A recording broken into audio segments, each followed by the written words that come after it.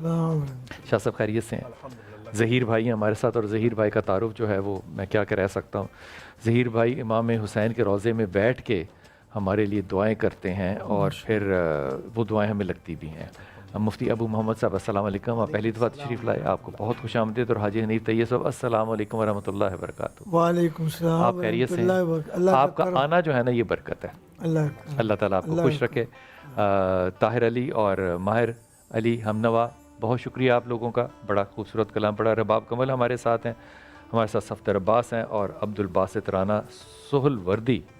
ماشاء اللہ تعالیٰ. حضور اقدس، سب سے پہلے تو آپ سے ابتدا کرتے ہیں کہ یہ جو دعا ہے یہ مانگنا ہے، دعا بھی عبادت ہے. تو دعا کو مانگنے کا جو رنگ اور عکس ہے یہ کیا ہونا چاہیے؟ اس میں وسیلے کا ہونا ضروری ہے یا نہیں ہے؟ الحمدللہ رب المشرقین ورب المغربین والصلاة والسلام علی جد الحسن والحسین اما بعد. قال النبی صلی اللہ علیہ وسلم اذا فتحت له باب الدعاء وفتحت له باب الرحمہ. آقا دو عالم صلی اللہ علیہ وآلہ وسلم کا مبارک فرمان علی شان ہے، جس پر دعا کا دروازہ کھلا اس پر اللہ کی طرف سے رحمت کا دروازہ کھل گیا. اور قرآن کریم میں دعا نہ مانگنے والے کے لیے جو مذمت آئی ہے وہ ان الفاظ میں آئی ہے، ادعونی استجب لکم ان الذین یستکبرون عن عبادتی سیدخلون جہنم داخرین. اللہ کہتے ہیں جو مجھ سے دعا نہیں مانگے گا میں اسے رسوا کر کے متکبرین میں شامل کر کے اسے جہنم میں داخل کروں گا. یہ رسوا جو اللہ کرے گا دعا نہ مانگنے والے کو، یہ دنیا میں کرے گا یا آخرت میں؟ آخرت میں. آخرت، دنیا میں نہیں کرے گا. دنیا میں دعا کے 3 اصول رکھے ہیں اللہ تعالیٰ جل شانہ نے. دنیا میں رسوائی جو ہے ان لوگوں کی تو ویسی سامنے نظر آ جاتی ہے کہ جو دعا مانگنے کے عادی نہیں ہوتے یا دعا مانگنے کا مزاج نہیں ہوتا. دوسرا، ہمارے ہاں جو دعا مانگی جاتی ہے، لیکن ابو محمد کا تجربہ دیکھیں تو ہم نے ان تمام لوگوں کو بڑا باعزت دیکھا ہے جن کے ہاں دعا کا تصور بھی نہیں ہے. جی لیکن اللہ تعالیٰ نے ان کو دنیا میں بڑی عزت دی ہے. جی اس چیز کا تعلق آخرت سے ہے. اچھا، اس رسوائی کا تعلق آخرت سے ہے، دنیا سے نہیں ہے. متصل بات فرمایا جہنم داخرین.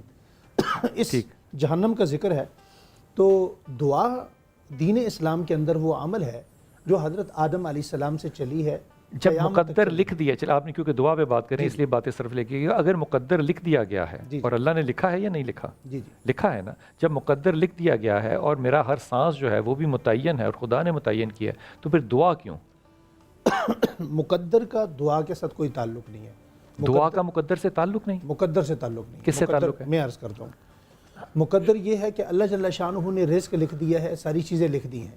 تو میں بڑھانے کی اب دعا نہیں کر سکتا؟ اب اس کو بڑھانے کی جو دعا ہے، دعا کا تعلق بڑھانے سے نہیں ہے، دعا کا تعلق برکت سے ہے.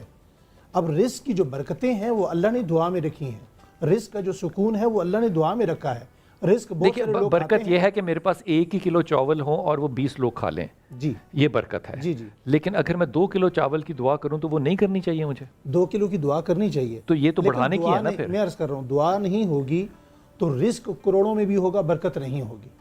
نہیں، وہ ایک الگ بات ہے کہ برکت نہیں ہوگی. میں تو یہ کہہ رہا ہوں کیا مقدر اگر لکھا گیا ہے تو پھر میں دعا نہ کروں؟ پھر دعا کیوں ہے؟ کیوں نہیں؟ دعا کا تو کیا اللہ اپنے لکھے کو بدلے گا؟ تقدیر دعا سے بدلتی ہے. اللہ اپنے لکھے کو بدل دیتا ہے. اللہ اپنے لکھے کو، تقدیر 2 قسم کی ہے. ایک تقدیر جامد ہے، ایک تقدیر ساکت ہے. ایک تقدیر وہ ہے ان کا حدیث میں کہیں ذکر نہیں ہے دونوں کا. موت آنی ہی آنی ہے. ہاں، میں عرض کر لیکن اللہ اس کو آگے بھی بڑھا سکتا ہے، قیامت کو بھی بڑھا سکتا ہے. دیکھیے میں عرض کر رہا ہوں، بنی اسرائیل کے خوبصورت صحابی سے کہا اللہ نے کہ میں 500 سال بڑھا دوں گا. جی ابھی آپ فرما رہے تھے نا کہ کچھ چیزیں ہمارے فلسفے سے تعلق رکھتی ہیں. اب وہ واقعہ آپ کو حضرت موسیٰ علیہ السلام والا چونکہ لمبا ہے، آپ نے کئی مرتبہ پڑھا ہوگا، سنا ہوگا، سنایا ہوگا. ہم تو ماشاءاللہ بہت عرصے سے آپ کو سنتے بھی ہیں. تو وہ واقعہ ہے کہ ایک بندے کے حصے میں اس نے پوچھا کہ میرے حصے میں کتنا رزق باقی ہے؟ قلیل ہے. جی قلیل ہے، میں دنیا سے چلا جاؤں، رخصت ہو جاؤں. اسے کہا گیا کہ اتنے دن کی روزی روٹی اس کی باقی ہے. جب اسے فرما دیا گیا کہ اتنے دن کی روزی روٹی ہے، اس نے کہا میں اکیلے کیوں کھاؤں گا، فقر میں زندگی گزار رہا ہوں. اب جب اسے روزی روٹی مل گئی اس کے 1 ہفتے کی، اس نے سب میں تقسیم کر دی. دوبارہ جب کافی عرصے بعد دیکھا گیا تو وہاں لنگر چل رہا تھا. تو اللہ جل شانہ نے اس کو دعا کی برکت سے، یہ صدقہ یہ دعا ہے، زکوٰۃ دعا ہے، عبادت دعا ہے. اب دعا کے صرف یہ سٹائل نہیں ہے کہ آپ ہاتھ اٹھا یہ فرما دیجئے، اگر میں اس بات کو آگے بڑھاتے ہوئے کہ دعا کے اندر کیا وسیلہ ہو سکتا ہے، دیا جا سکتا ہے؟ وسیلے کے بغیر دعا ہے ہی نہیں. وسیلے کے بغیر دعا ہے ہی نہیں. وسیلے کے بغیر دعا ہے ہی نہیں. اب درود پاک اول آخر پڑھنے کا حکم ہے، حدیث میں ہے، شریعت اسلامیہ کا قانون ہے، اصول ہے کہ آپ درود نہیں پڑھیں گے تو آپ کی دعا معلق ہو جائے گی، اوپر جائے گی نہیں. تو وسیلے کے بغیر دعا کیسے قبول ہو سکتی ہے؟ تو اس کا مطلب جو نان مسلمز ہیں وہ دعا نہیں کر سکتے کیونکہ ان کے پاس درود نہیں ہے. وَإِن كَانُوا مِن قَبْلُ يَسْتَفْتِحُونَ عَلَى الَّذِينَ كَفَرُوا. اللہ نے قرآن کا، یہ تو نصوص ہے نا جی، نص قطعی ہے، نص قطعی میں یہ بات بیان فرما دی کہ یہ لوگ میرے حبیب جو آپ کے سامنے بیٹھ کر انکار کر رہے تھے نا، یہ کافر اس لیے ہو گئے. لیکن دعائیں تو اللہ ان کی بھی قبول کرتا ہے نا. یہ آپ کے وسیلے سے میں عرض کر رہا ہوں، یہ کافر اس لیے ہو گئے کہ آپ کے آنے سے پہلے یہ آپ کا وسیلہ دے کر ہم سے رزق لیتے تھے، برکتیں مانگتے تھے. آپ آ گئے تو انہوں نے آپ کا وسیلہ چھوڑ دیا، انکار کر دیا. یہ کافر اس لیے ہو گئے. وسیلے کا انکار شریعت کا انکار ہے، وسیلے کا انکار قرآن کریم. تو جو وسیلے کو نہیں مانتے کیا وہ شریعت کا انکار کر رہے ہیں؟ یہ بہت بھاری بات نہیں کر دی. میں عرض کر رہا ہوں نجدیت کی فالوئنگ آج بھی موجود ہے. نجدیت کی فالوئنگ پوری دنیا میں آج بھی موجود ہے، کسی نہ کسی پیمانے میں، اگرچہ وہ بولتے نہیں ہیں، سامنے آتے نہیں ہیں، لیکن وہ کس چیز کا انکار کریں گے؟ مثال کے طور پہ مجھے ایک بندے نے کہا جناب میں وسیلہ قرآن پاک میں دکھائیں. میں نے کہا جی قرآن پاک میں ہے لیکن آپ کو نظر نہیں آئے گا. کہنے لگے جی اس کا حدیث میں ذکر ہے. میں نے کہا چلو آپ حدیث نہیں مانتے، آپ یہ بتائیں، میں آپ سے کہتا ہوں کہ اللہ آپ کو مدینے لے جائے، کہتے ہیں آمین. میں نے کہا آپ کی برکت سے اللہ مجھے لے جائے، کہتے ہیں آمین. میں نے کہا آپ اپنی برکت پہ تو آمین کہہ رہے ہیں، آپ وہاں کی برکت کا انکار کر رہے ہیں.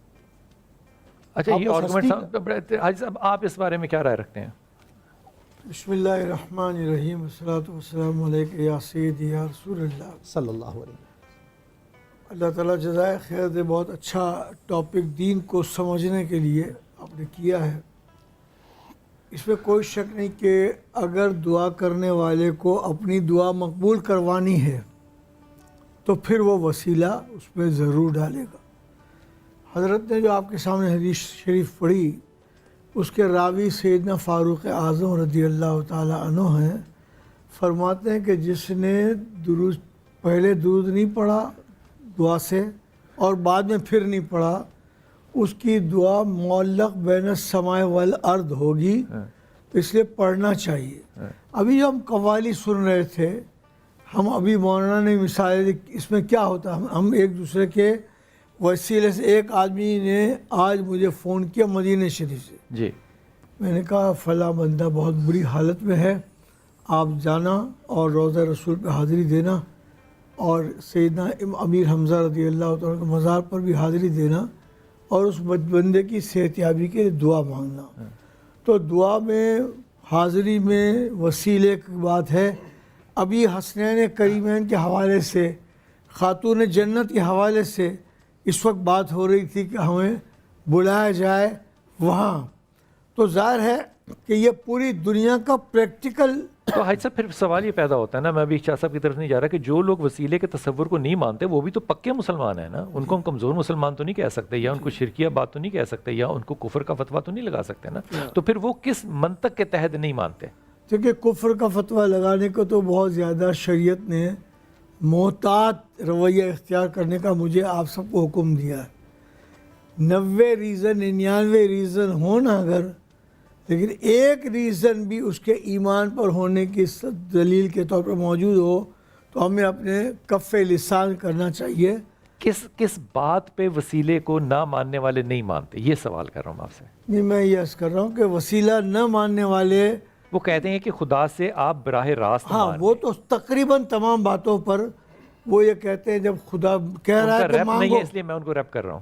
نہیں، خدا وہ کہتے ہیں نا کہ خدا نے کہا مانگو. ہاں تو نہ مانگنے والے سے ناراض بھی ہوتا ہے تو مانگو، اور نہ مانگنے والے کو ایک وعید بھی سناتا ہے. تو ہمیں مانگنی چاہیے. لیکن خدا نے کہیں یہ نہیں کہا. ایک نابینا صحابی تھے، بخاری شریف کی فرمائیں ٹھیک، جی، بینا ہی نہیں تھی، پریشانی میں زندگی گزار رہے تھے، بارگاہ رسالت میں حاضر ہوئے. حضور نے ایک طریقہ کار بتا دیا، 2 رکعت نماز پڑھ، دعا مانگ اور یہ مانگ کہ مجھے نبی کے وسیلے سے عطا فرمائے. بخاری اور ٹھیک، اس صورت میں اس کی بینائی بحال ہو واپس بھی آ گئی. تو اس لیے پوری دنیا کا یہ نظام چل رہا ہے. باقی ضد اور ہٹ درمی کا تو کوئی جواز نہیں ہے. نہیں وہ عقائد کی بات ہے، ضد ہر ڈرمی تھوڑی ہے، عقائد ہے نا ان کے تھوڑی سی. یہ میں مثال آپ کی اس بلڈنگ میں 15ویں منزل پہ آیا ہوں. جی. یہ لفٹ وسیلے کے طور پر موجود نہ ہوتی تو میں آ سکتا تھا. ہاں اب اگر آپ مجھے جاتے وقت کہیں کہ لفٹ خراب ہے, آپ اتر کے جائیں, تو لفٹ کو وسیلہ ہے, اس کو جب آپ بیچ سے کاٹ دیتے ہیں. جی ان وسائل کا ذکر کرنا اور دعا کے وسیلے کا ذکر کرنا, یہ مقابلتاً دو آرگومنٹس بنتے نہیں آپس میں. نے وقفے پہ جانا, میں وقفے سے واپس آؤں گا اور یہ انشاءاللہ تعالیٰ بات کروں گا. پہلے تو یہ شاہ صاحب آپ سے سوال دو چھوڑ کے جا رہا ہوں, یہ فرما دیجیے کہ اگر مقدر لکھ ہی دیا گیا ہے تو پھر دعا کی ضرورت ہے ہی کیوں, اور اگر دعا مقدر بدل ہی نہیں سکتی تو پھر یہ راستہ اللہ نے کھولا کیوں ہے. ایک تو پھر جب ہم جیسے کہ پڑھ رہے تھے سیدہ کے صدقے میں ہم کہہ رہے ہیں کہ ہمیں یہ عطا ہو جائے, تو کیا یہ کہنا شرکیہ جملہ ہے یا بدعتی جملہ ہے؟ اگر ہمارے باقی بھائی اس کو بدعت سمجھتے ہیں تو ہم کیوں نہیں سمجھتے؟ واپس آ کے انشاءاللہ اس پہ بات کرتے ہیں. حضور اقدس آپ پہلے اپنا حصہ ڈال لیں, پھر میں سوال کی طرف آتا ہوں. یہ دعا ہے کیا؟ بسم اللہ الرحمن الرحیم. اللہم صلی علی محمد محمد و آل محمد وعجل فرجہم الشریف. موضوع بہت ہی خوبصورت بھی ہیں, سینسٹیو بھی ہیں اور امپورٹنٹ بھی ہے, بے شک, اور معاشرے کی ضرورت بھی ہے, اور اس کو کھول کر بیان کرنے کی بھی ضرورت ہے. بے شک. لیکن میں اب تک کی جو گفتگو ہے اسی کے حوالے سے دو تین باتیں جو ہیں وہ جلدی سے عرض کرنے کی کوشش کرتا ہوں, اور آن ٹاپ جو ہے اس کے اندر میں ڈیفینیٹلی اپنا ورژن جو ہے وہ بیان کرنے کی کوشش کروں گا جو ہماری روایات کے مطابق ہے. جی جی جی.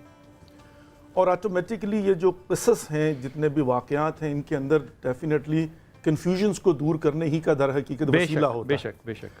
سب سے پہلے یہاں سے شروع کرتے ہیں کہ حضرت آدم علیہ السلام جب ان کی خلقت ہو گئی, وَإِذْ قَالَ رَبُّكَ لِلْمَلَائِكَةِ إِنِّي جَاعِلٌ فِي الْأَرْضِ خلیفہ, جب پروردگار نے اعلان کر دیا, ملائکہ نے اعتراض کیا, اور پروردگار نے انی عالم ما لا تعلمون کہہ تو دیا, لیکن اس کے بعد کیا ہوا تھا؟ وَعَلَّمَ آدَمَ الْأَسْمَاءَ كُلَّهَا ثُمَّ عَرَضَهُمْ عَلَى الْمَلَائِكَةِ فَقَالَ أَنبِئُونِي هَؤُلَاءِ إِن كُنتُمْ صَادِقِينَ.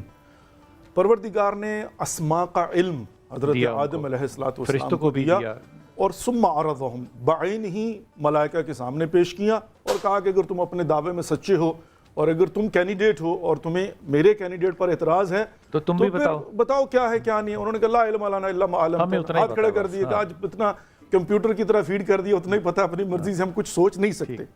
حضرت آدم علیہ السلام نے وہاں پر کیا کیا تھا کہ جس کی وجہ سے وہ مسجود ملائکہ اور خلیفۃ اللہ قرار پائے؟ وہ کیا تھا کہ اللہ رب العزت نے جو آسمان پر لکھے ہوئے اسماء دکھائے اور جو جاب ڈسکرپشن تھی حضرت آدم کو پتا تھا, تو حضرت آدم علیہ السلام نے اسماء کو دیکھا اور استنباط اور استدلال کیا. وہ کیا تھا؟ ڈیڈکشن کی.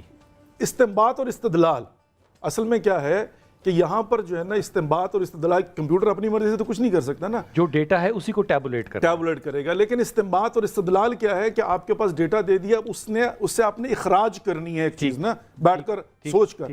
حضرت آدم علیہ السلام نے اسماء کو دیکھا اور دیکھنے پر کہا پروردگار میں جانتا ہوں کہ میرا جاب یہ ہے کہ میں تیرا تعارف دنیا کو کرواؤں. اور اسماء کیا تھے؟ محمد مصطفیٰ کا نام تھا, علی مرتضیٰ کا نام تھا, فاطمہ الزہرا کا نام تھا, حسن مجتبیٰ کا تھا, حسین سید الشہداء کا تھا. تو پروردگار نے, حضرت آدم نے کہا پروردگار تیری معرفت کروانی ہے, تو نے مجھے یہ اسماء دکھا دیے, اب میں دنیا کو بتاؤں گا کہ محمد کو دیکھ کے پہچانو محمود کیسا ہے. ہائے ہائے ہائے ہائے ہائے ہائے ہائے ہائے, سبحان اللہ یار کیا بات ہے, محمد کو دیکھ کے پہچانو محمود کیسا ہے. علی کو دیکھو علی الاعلی کیسا ہے, فاطمہ کو دیکھو فاطر السماوات والارض کیسا ہے. تو یہاں پر جب حضرت آدم علیہ السلام نے امام حسن اور امام حسین کے حوالے سے تعارف کروا دیا, اب بن گئے مسجود ملائکہ, ٹھیک ہو گیا. اب یہاں پر ہم یہ کہتے ہیں کہ انہی کے صدقے میں تو در حقیقت حضرت آدم علیہ السلام کو خلافت الہیہ ملی ہے, اسی پر توفیقیت ہے. آپ کی روایتیں یہ کہتی ہیں, ہماری روایت یہ کہتی ہے, پورا قصہ جو ہے نا وہ یہ ہے. اچھا, اس کے بعد حتیٰ یہ بھی ہے کہ یہ اسماء بعد میں بھی نور کی صورت میں لکھے ہوئے حضرت آدم کو دکھا بھی دیے گئے تھے, وہ ایک الگ سٹوری ہے. لیکن آگے چلتے ہیں, آگے چل کے اب آپ کے سوال کا سمپل سا جواب کہ اس کے بغیر کیا ہو سکتا ہے, حضرت آدم کی سنت کو دیکھیے کیا ہے. اب جب حضرت آدم نے ترک اولا کیا, ہم اس کو گناہ نہیں کہتے, معصیت نہیں کہتے, ہم یہ کہتے ترک اولا کیا, تو اس پر جب حضرت آدم علیہ السلام نے, در حقیقت اس میں بھی یہ تھا کہ حضرت حوا کہیں اور تھی, حضرت آدم کہیں اور تھے, تو حضرت آدم کا رونا جو ہے, جہاں پر وہ دوری بہشت تھیں وہاں پر بی بی حوا کی بھی دوری جو ہے تنگ کر رہی تھی حضرت آدم علیہ السلام کو. اب گریہ ازاری ہے تو پروردگار نے فیصلہ کیا کہ اب حضرت آدم علیہ السلام کی دعا کو قبول کر کے اس مصیبت سے نجات دے. جبرائیل آئے, کہا یا نبی اللہ, یا نبی اللہ, یاد ہے پروردگار نے آسمانوں پر لکھے ہوئے نام دکھائے تھے؟ کہاں یاد ہے. کہا یا نبی اللہ, وقت آ گیا ہے کہ اب ان کے صدقے میں خدا سے دعا کرو تاکہ آپ کی دعا قبول کی جائے. اور یہاں پر ہے, یہ اما ہوا کی دعا ہے. نہیں, فَتَلَقَّ آدَمَ رَبِّهِ كَلِمَاتٍ فَتَابَ عَلَيْهِ. ٹھیک, حضرت آدم کو اللہ رب العزت نے کلمات کا علم دیا جس پر آدم کی توبہ قبول ہوتی ہے. فتاب علیہ, یہ قرآن کی آیت ہے. تو یہاں پر پھر حضرت آدم نے کیا کہا, یا محمود و بحق محمد, یا علی و بحق علی, یا فاطر السماوات بحق فاطمہ, یہ امام زین یا العابدین کی محسن و روایت ہے. بحق الحسن, یا قدیم الاحسان بحق حسین علیہ السلام. یہ امام زین العابدین کی امام جعفر صادق سے روایت چلی ہے. بالکل, یہ تو تمام تر کتب کے اندر جو ہمارے ہاں موجود ہے. آپ کے ہاں موجود تو یہاں پر حضرت آدم علیہ السلام, تو پہلی بات کہ بغیر ان کے جب آدم علیہ السلام کی پہلی ہی دن قبول دعا نہیں ہوتی تو میں اور آپ کیا چیز ہے. نمبر 1 یہ تو کلیئر ہو گیا. اب میں آگے چلتا ہوں. آپ کا یہ بڑا خوبصورت سوال ہے کہ بھئی اگر یہ بات ہے تو جو دعا نہیں مانگتے, جو دعا کو نہیں مانتے, ان کو کیا پروردگار نہیں دیتا؟ تو یہاں پر 2 جنبے ہیں, ایک ہے ماننے والا اور مانگنے والا, ایک ہے دینے والا. تو یہاں پر اس کو نہیں وہاں کو دیکھنا, اور اس کے اندر دعائے رجبیہ ہے. کیا خوبصورت جملہ کہا ہے, یہاں پہ اس کو نہیں دیکھنا, یہاں اس کو دیکھنا. واہ واہ واہ یار, واہ. دعائے رجبیہ ہے, یا من ارجوہ لکل خیر وآمن سخطہ من کل شر. وہ کہ جس کی طرف ہر خیر کے لیے رجوع کرتے ہیں, اور جہاں پر سختی ہو تو امن کی جگہ وہ ہے. آگے کیا ہے, یا من یعطی الکثیر بالقلیل, وہ پروردگار جو قلیل کے مقابلے میں کثیر دیتا ہے. یا من یعطی من سألہ, پروردگار وہ کہ جو اسے دیتا ہے جو اس سے سوال کرتا ہے.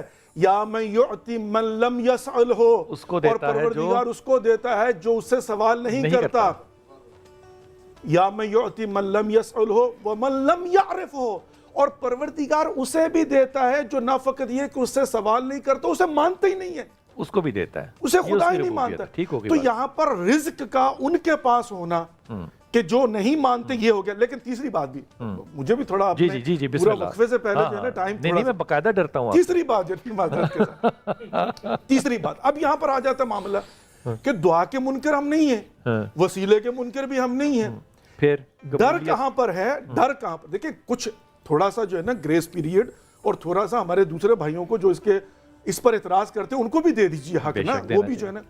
قرآن پاک میں اللہ رب العزت نے بت پرستوں کی مذمت کی ہے, شرک ہے. اور بت پرست بھی کیا کیا کرتے تھے, at the end of the day وہ کہتے تھے یہ ہمارا وسیلہ ہے خدا کے لیے.